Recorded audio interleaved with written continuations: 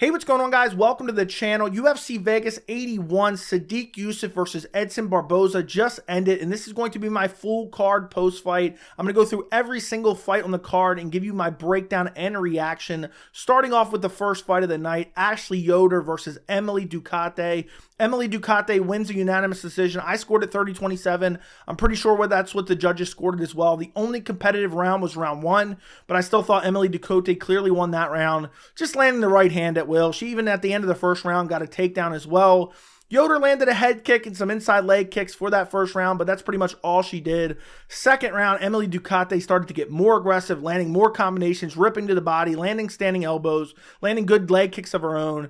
And then in the third round, just more of the same, landing the right hand, landing combinations.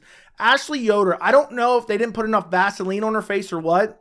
She was cut up so badly. She had like 3 or 4 spots that are going to need stitches after the fight. I don't know how that happened. I know she took a lot of damage, but it just didn't seem like that much damage. I mean, she was absolutely butchered in this fight badly. It was horrific. Emily Ducote gets it done, primarily with her striking, but mixed in a little bit grappling as well. Moving up on the card, we have Chris Gutierrez versus Alatengheili. Chris Gutierrez won this fight with his leg kicks, with his kicks primarily, just circling, landing leg kicks, landing body kicks, brutalizing Alatengheili's legs.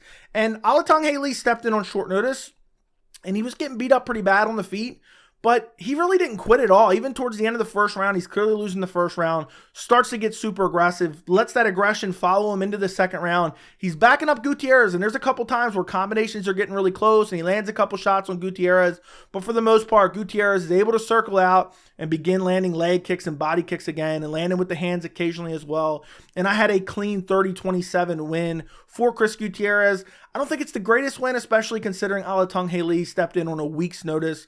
Gutierrez was supposed to fight Montel Jackson last week. Montel Jackson pulled out, got rescheduled for this week against Alatengheili, but solid win for Chris Gutierrez. Moving up on the card, Melissa Dixon versus Irina Alekseeva. Melissa Dixon gets a unanimous decision win. I believe it was 29-28 on all the judges' scorecards, but I had it 29-28 for Melissa Dixon. Alekseeva has garbage fight IQ, and I almost got this pick perfect. I picked Alekseeva first round KO, and she was pressing forward. She was eating shots from Dixon, and then she lands a big shot that drops Dixon. She follows her to the ground, doesn't even do any damage once she gets to the ground on top of her. Eventually, Dixon works her way back to the feet in the first round, and I think Alekseeva looks for like a head and arm throw in the first round, gives up her back for like the last minute or so. I still had round one for Alekseeva because of the damage she did on the feet when dropping her. Second and third round, basically rinse, repeat. You have Alekseeva kind of rushing forward sloppily, and then she's getting lit up on the feet. Then she'll look for a takedown with a head and arm throw and gives up her back every single time. That's what happened in the second and third round. There was multiple points where Dixon was on her back, multiple points where she had full mount, multiple points where she was doing damage. Alekseeva, once they ended up on the ground, she had nothing to offer. She could not find her way back to the feet. And even in the third round, when the third round started, after she got dominated the second round, I'm like, okay, she can win the third round. She can still win this fight. She's kind of landing on the feet a little bit, rushing forward, kind of throwing really sloppy, but landing. And then she looks for a head and arm throw. Again, Melissa Dixon defends. Alekseeva slips over the top, ends up giving up her back, and basically gets dominated for the rest of the third round. And Dixon, she was busted up pretty badly in this fight, but the ground control, she did some decent ground and pound as well. Won her the fight. I thought it was a clear 29-28 win for Melissa Dixon. Moving up on the card, we have Terrance McKinney versus Brendon Marotte. Geez, Brendon Marotte got starched badly. I mean, he didn't belong in there with Terrance McKinney. Terrance McKinney lands a knee almost immediately. I think he threw a right hand, then a knee. Marotte, I don't think he ever landed a single shot in this fight. The fight ended in 20 seconds. The knee basically put Marotte out. He kind of got flash KO'd, fell backwards. McKinney starts swarming him with ground and pound. He kind of paused for a second after the knee, seeing if the ref was going to jump in. Swarms him on the ground. Ref jumps in, stops the fight. One thing I will say is Terrance McKinney probably landed about 6 ground and pound shots before the fight was stopped. Maybe a little bit more. I'm not sure exactly how many. The main last 3 or 4, I have to go back and watch them in slow motion, but there was a few that looked like they landed clean on the dead center of the back of the head of Marotte. Now, I don't know if Marotte would ever appeal that. I don't know if in any universe it would be overturned by the commission, but those ground and pound shots to the back of the head, they're illegal for a reason, okay?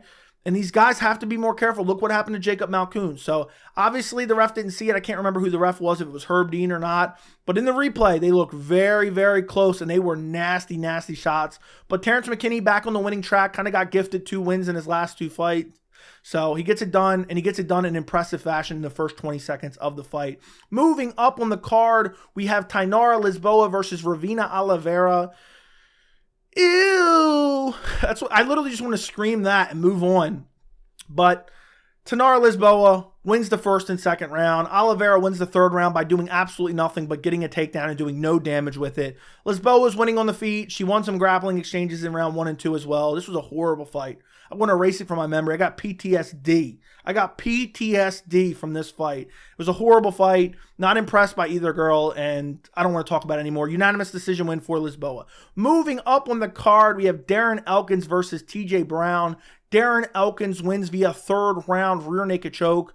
This was a fun fight. This was a very fun fight. A lot of crazy scrambles. But essentially, Darren Elkins won this with his cardio and with his wrestling and his scrambling ability. TJ Brown had multiple takedowns. TJ Brown was able to get back to the feet on multiple times when Elkins took him down. But TJ Brown, instead of backing out and looking to land on the feet, he kept re-engaging, thinking he had the advantage in the grappling, and every time Darren Elkins would almost end up on top. Every single time it would only be maybe Brown gets top position for 10 seconds, then Elkins would scramble out, end up on top. First round, I think it was the end of the first round, almost got a rear naked choke there. Second round, more of the same, crazy scrambles. You have TJ Brown looking for chokes and whatnot as the scrambles are going on. But TJ Brown, I think he had an advantage on the feet, and he kept, re-engaging. He would get up and get in an advantageous position, look for like a double leg on Elkins, maybe get Elkins down to a seated position, but then all of a sudden Elkins would scramble and end up on top. And we know how durable Elkins is. We know his cardio. And eventually in the third round, it ended up costing TJ Brown. He ends up getting out scrambled in the third round and ends up getting caught in a rear naked choke. Darren Elkins, I mean, this guy is an absolute savage.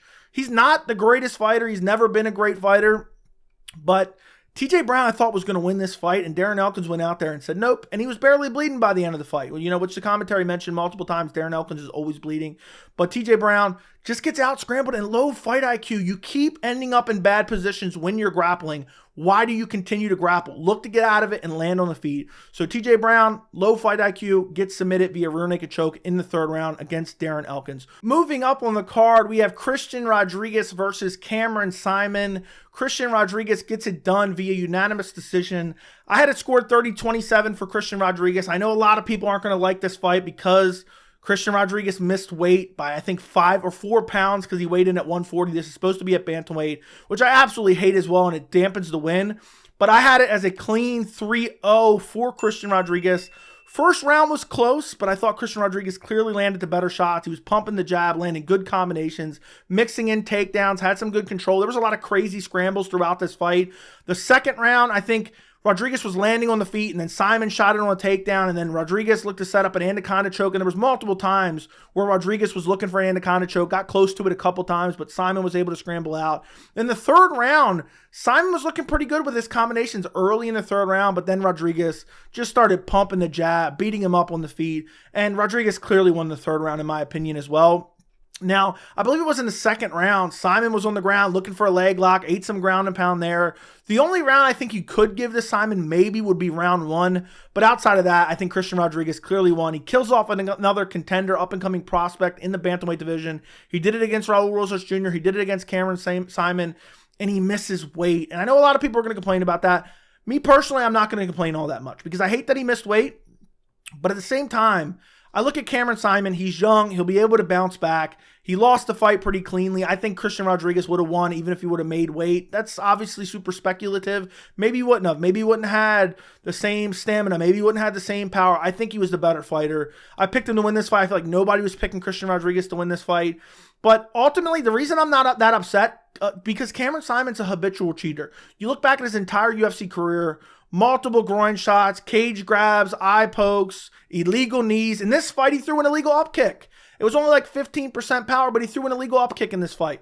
So I'm not going to complain. Cameron Saaiman, very young. I think these are mistakes he made where he's not thinking and he's accidentally cheating and breaking the rules. But at the end of the day, Cameron Saaiman, I think he's 22 years old.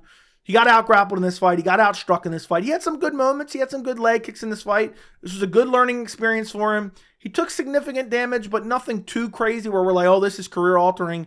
And ultimately, he'll come back better. Christian Rodriguez, I think he missed weight twice in the UFC and once on Dana White's Contender Series. So Christian Rodriguez needs to move up in weight. If he moves up in weight, and then maybe afterwards we can have a conversation about him potentially moving back down. But he gets it done. He beats Cameron Saaiman and beats him pretty cleanly, 30-27. Moving up on the card, we have Michel Pereira versus Andre Petroski. First round TKO for Michel Pereira. And how is he that big for middleweight? If I could go back and realize how big he was for middleweight, I would have picked Michel Pereira. Because I picked Petroski, I thought he'd be able to out-grapple him because Pereira's moving up in weight. Pereira looks like he can move to light heavyweight.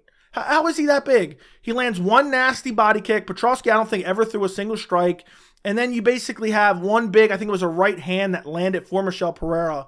Hurt him badly. Petroski goes to the ground. He plays a Grant Dawson. He just turns over, gives up his back, and just gets pounded out for the finish. Michel Pereira, very interesting in the middleweight division. I would love to see a fight against Nasruddin Imavov. I would love to see a fight against Roman Khabibulov. I think those are great matchups for him. He looked incredible. We didn't get to see a whole lot, so it's a very small sample size against a short notice opponent against Andre Petroski. I would have loved to see that Marc-Andre Barriault fight. But ultimately, Pereira, talk about a spectacular debut. And middleweight's not particularly deep. It's starting to get better. It's starting to get, a little bit deeper in terms of upcoming talent. But Michel Pereira could catapult himself right into those middleweight rankings very, very soon. I don't think he does it with the win over Andre Petroski. I think Petroski needs to go down to welterweight. Pereira made him look tiny in this fight. I could not believe that. But good lateral movement from Pereira, good shot selection, and ultimately good killer instinct. Got the finish in the first round. Beautiful win for Michel Pereira, and ultimately he makes weight. So I'm starting to re-question myself about Clown and Wonderboy for turning down the fight because Michel Pereira, he's cutting like 50 pounds. So moving up on the card, we have Jonathan Martinez versus Adrian Yanez. Martinez just battered those legs badly. He started kicking that inside leg early and often. By the time in the end of the first round, like the last minute of the first round, Yanez started to address the leg kicks by getting out of the way. It was already too late. The damage was already done. And into the second round, I'm surprised that Yanez made it into the second round. Second round, Yanez was just getting battered, absolutely battered with the leg kicks. He had some moments where he would pressure, throw combinations, but Martinez covering up well, defensively responsible, throws inside leg kicks. In the finishing sequence, I mean, there was multiple times in the second round I thought the ref could have stopped it where Yanez fell and grabbed his knee in pain, and then the ref didn't stop it. And then you had Jonathan Martinez making a smart decision, waving him back up.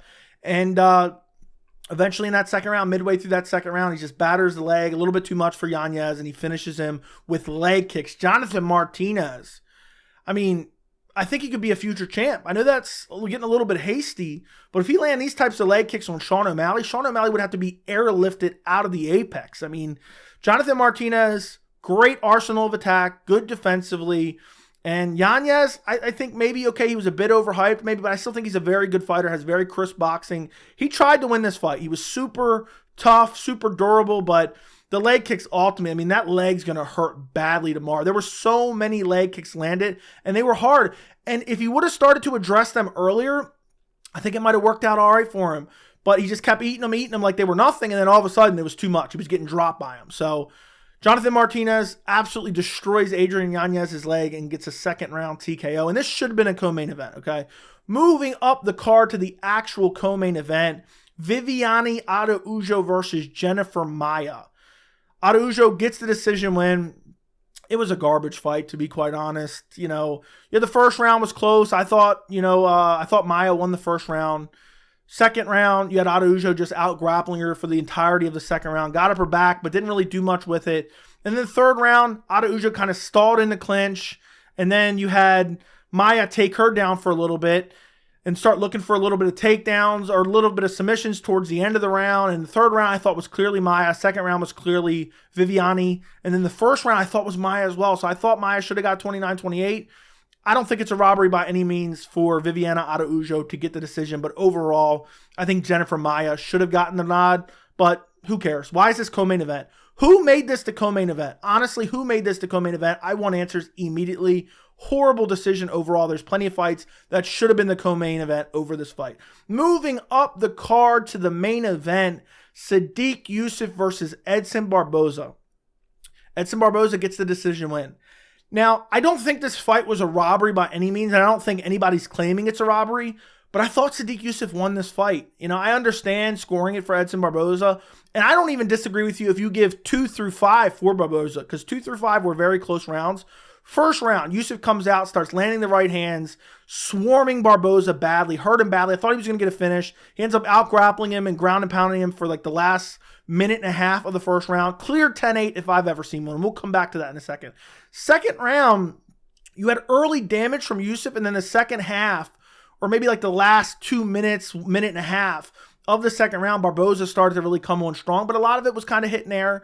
I thought the second round was Yusuff. So I thought first round 10-8, second round Yusuff. I thought even if Barboza wins 3, 4, and 5, it's going to be a draw.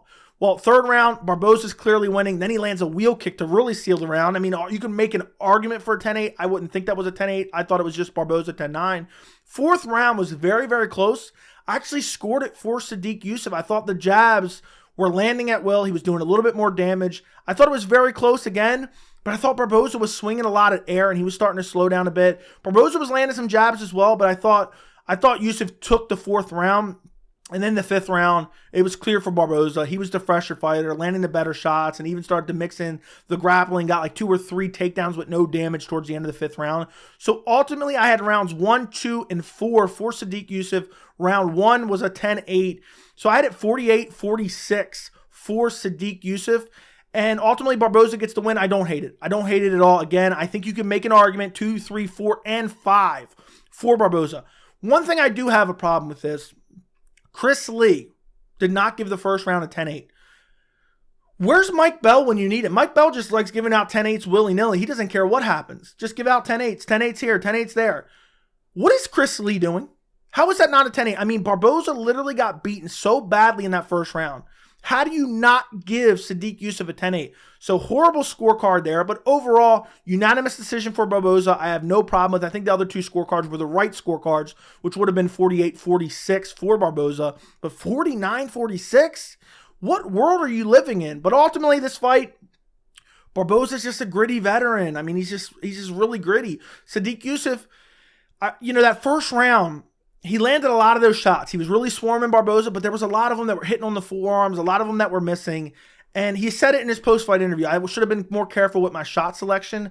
I really think he kind of gassed himself out. I don't want to say gassed himself out in the first round, but he really used too much energy in that first round. And then in the second round, he was like, okay, I got to conserve a little bit of energy because I'm starting to get tired and we got to go 5 rounds. And then the second round was kind of close.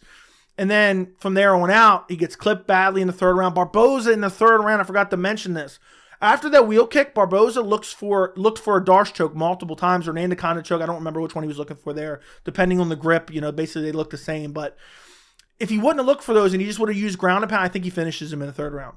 So I have no problem with Barboza winning this fight. I don't think it's a robbery. 2, 3, 4, and 5. You want to give to Barboza?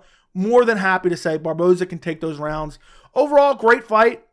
But this just goes to show Sodiq Yusuff is never going to be a legit contender in the featherweight division. I know he's still kind of young, but it's not like he's 22 years old for like Cameron Saaiman. I think he's in his 30s or he's 29 or something along those lines. I don't remember exactly. But overall, Barboza, I wish he would retire after this because he took a lot of damage in this fight. He was brutalized in this fight. And I know most of it happened in the first round, but some damage happened in that fourth round too with the jab and even in the second round as well. But the majority of it happened in the first round. His eye was swollen badly. He came back and won. And one thing that really stuck out for Barboza was those body shots, not just with the kicks, but with the hands. He was throwing a lot of body shots. And the weirdest thing about Sodiq Yusuff, we talk about body language all the time. Sodiq Yusuff has the body language of a fresh fighter because this entire fight, he looked fresh. Even in the fifth round, in terms of just pure body language, if you just take a screenshot of what was going on, not actually watching the fight, it looked like Sodiq was the fresher fighter. Maybe it's because of the damage, but just overall, the breathing, the eyes, everything, he didn't look that gassed. And somehow, Barboza was the fresher fighter every single time, almost. Every single time. I think the commentary was over-exaggerating a bit, but he got him hurt early, looked to get him out of there, even looked for, I think, a guillotine, and I predicted second-round guillotine for Sodiq Yusuff. I thought he would hurt him on the feet and then jump on a guillotine as Barboza tried to get up, but couldn't find it, and he ultimately loses the decision. Barboza's a savage, guys. Barboza's an absolute savage.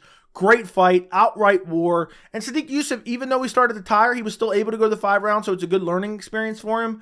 But even though Barboza gets the win, I really do want to see him retire. I don't want to see, he's always going to be used as a springboard for someone else. This was supposed to be Sodiq Yusuff's time to springboard off the name of Edson Barboza. I don't want to see him getting beat up anymore, even though he won this fight, took a lot of damage.